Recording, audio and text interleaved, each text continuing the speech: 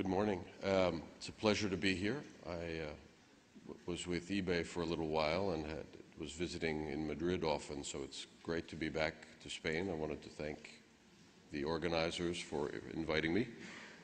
They asked me to talk a little bit about the internet and collaboration because Wikia is a company formed by Jimmy Wales, who is the founder of Wikipedia, and as a result we have a few things to say on this notion of people working together. Our mission, fairly simply, is to help people, groups of people, to have tools and resources so that they can create and share and discover information. And we do this on every topic, in every language. Today we are in about 10,000 topics that we have projects going on, and we just had our 100th language added to the project. So it's not just Spanish and French and German and English, but it's Bulgarian and Vietnamese and Arabic and a variety of other languages that we try to enable this sharing of information. The company was founded by Jimmy Wales, and we have now about 100 years of open source and community management experience, including a variety of people who are either European or who are living in Europe. About half our team is in Europe, primarily in Poland, but also in the UK, Sweden, Germany, and a few other places. So we find that about 40% of our business is in Europe and about 50% in the US today. And I'm often asked, I've heard of this thing called Wikipedia. Let's see, show of hands, who has heard of Wikipedia? You got a few? Okay, so I'm in pretty good shape on that one. And I'm often asked, well, isn't Wikipedia everything? I mean, the encyclopedia is the sum of all human knowledge.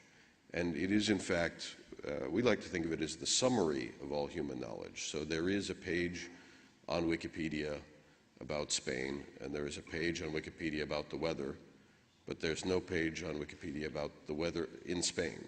So they don't get into every detail you can think of, and as we've started to think about how the two are different, Wikia and Wikipedia, we came across this notion that an encyclopedia is something that you are all familiar with, but there's this other thing called a library, and it turns out that people read more than just an encyclopedia. They read cookbooks, and they read science fiction, and they read about games and how-to manuals. And so our goal is really to build the rest of the library, to enable anyone to read information, deep information, on any topic in any language. So a little bit about us and how we've been growing, and then this search project. As I mentioned, we are now actually at 10,000 niche interest sites. This happened about last week, and allow people to slice and dice it. So you can look at gaming. We have, for example, here in Spain, we have the GTA wiki and a Pokemon wiki that have information about various games that kids play. We also have and I'm sure I will pronounce this wrong, a ferrocarril, train enthusiast wiki, and a number of other topics. In the English, games, entertainment, sports, and technology are the big 4 topics. In Spain, it's right now trains and games and a little bit of TV and movies. But it's very interesting to see how each country develops slightly differently depending on the passions of our customers. These are some of the various topics you can see here. Everything from poker to, actually there's a good Spanish beekeeping wiki if you're a professional beekeeper. There's also city guides and information about everything from beer to Lego to iPods.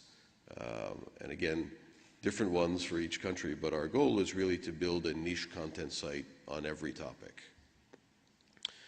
And interestingly, it doesn't seem to be a certain type of person. What you see here is that it varies also by age. You have some that are very male-oriented. There's a site called CHDK, which is for Canon hackers, people who want to take their Canon camera and transform it by adding computer programming to it. Which is very heavily male and somewhat older. As you can see here, it's 35 to 49. On the other side, we have vintage sewing patterns, which is a collection of information about how to make patterns that tends to be more women and older. But we also have sites like Club Penguin here, which my daughter plays for girls who are 7 to 12 in that particular game. And so what we're seeing is it's really across not only 100 languages, but every type of an age of person who has something that they're very passionate about. We give them a place to come and to share that information with others. And to give you a sense of how deep it can get, this is probably my favorite page on our site. This is a collection of information about Star Wars, the movie. And Luke Skywalker, of course, is a very big character in this movie. I took 4 screenshots of what turned out to be a 61-screen long page just about this one character. If you go to the site, it's starwars.wikia. They actually call it Wikipedia. The organizers decided to come up with a fun name for it. And it now has over 50,000 pages of information about Star Wars. Who knew that people would want to share, every food eaten by an alien, the name of every battleship that ever was on the screen, as well as a history of Luke that is really far too long. So that's sort of what we do. We've been focused over the last few years, in like many internet startups in Silicon Valley, in trying to get bigger. So we now have over 3 million visitors a month in the US and 10 million visitors a month globally, which makes us today, after about 3 years, one of the top 500 sites on the internet, as well as in the US. And this has all been done on a very inexpensive budget, which I'll get to in a minute. We do it primarily through content. We grow the amount of content or articles on the site every day. And as you can see, it's a very organic process where it seems to grow a little bit every day. And I compared that also to Wikipedia, and the pattern was actually very similar in that for a lot of you, perhaps, all of a sudden one day you heard about Wikipedia and it seemed to come out of nowhere. But if you talk to Jimmy and you talk to the early volunteers, what they tell you is 5 years later, we're an overnight success. We worked very hard for 5 years and no one listened. And then all of a sudden one day people looked and they said, wow, this is really cool. And so I joke with my team that we're about 3 years into the 5-year process. And it's not surprising that very few people have heard of us now. And it's a remarkable statistic, this 5 years. I heard the same thing from Craig Newmark at Craigslist, the same thing from the movie people at IMDb. These projects, they're slow, they take a while to get started, but once they start going, they really never slow down. They just keep growing and growing and growing every year. We've also been more aggressive in globalizing because of our background. So what you see here is the growth in articles in particular countries. In pink you have German. Spanish actually passed German as our second largest language this past summer.